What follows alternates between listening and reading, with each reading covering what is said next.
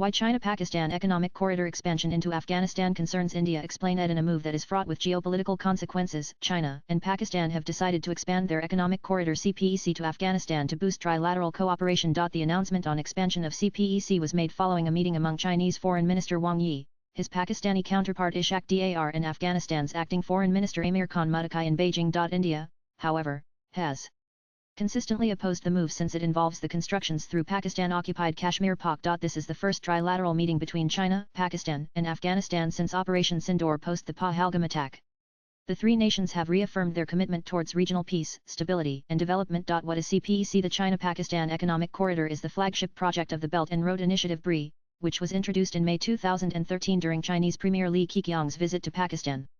The CPEC started in April 2015 when Chinese President Xi Jinping and Pakistani Prime Minister Nawaz Sharif signed 51 agreements and memorandums of understanding. The project initially required an investment of US $46 billion, which rapidly increased to US $62 billion in pledges or around 20% of Pakistan's GDP. The economic corridor was commended for its design, plugging Pakistan's infrastructure gaps, establishing industrial zones, and creating trade routes to China through the Gwadar port. Strategically located on the Arabian Sea. Why is Pakistan dependent on CPEC? For Pakistan, CPEC provide critical infrastructure, but also creates a dependency that Beijing can leverage to keep Islamabad firmly in its orbit. People of Pakistan initially got hope and relief from the country's persistent power and energy issues with the introduction of the CPEC project. Widespread blackouts due to crippling power shortages had paralyzed economic activities and engulfed bustling market areas in darkness. Initially, China focused on constructing new coal-fired power plants within the framework of the CPEC.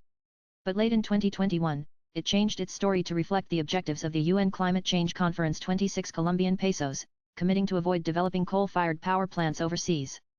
This shift had dire consequences for Pakistan's coal-dependent power sector, as it halted or shelved ongoing CPEC projects aimed at expanding the country's power generation capacity by 20 gigawatts. While Pakistan's unsustainable external debt and economic difficulties predated the CPEC agreement, the initiative exacerbated the country's widening current account deficits and bled foreign exchange reserves. Despite the International Monetary Fund's IMF recommendations, Pakistan imported large volumes of materials for the projects before seeking a bailout worth US $6.3 billion from the intergovernmental body. Since the foundation of CPEC relies on Chinese equity holdings in Pakistan's infrastructure projects, Islamabad is liable for 80% of the investments related to the corridor. This has led to concerns that the flagship initiative of BRI is flawed and costly. China has repeatedly refused to defer or restructure pending debt repayments, fearing that it would set a precedent for other debtors and result in a collapse of bad loans.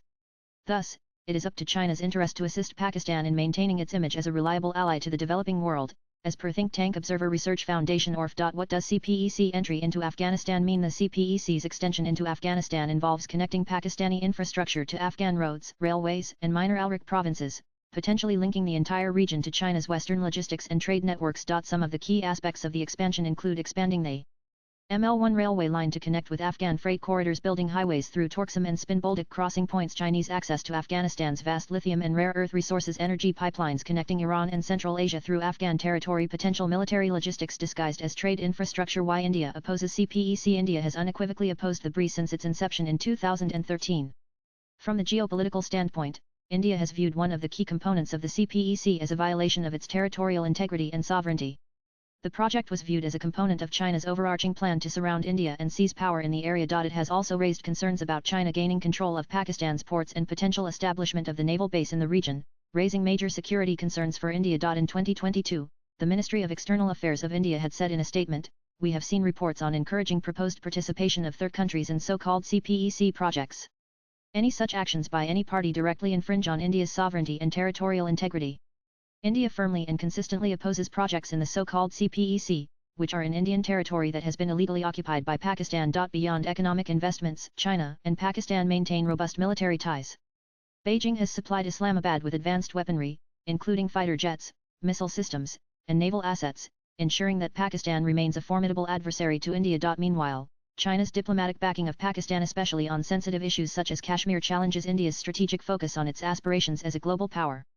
Beijing has repeatedly blocked India's efforts to designate Pakistan-based militants as global terrorists in the United Nations, frustrating New Delhi's counter-terrorism initiatives.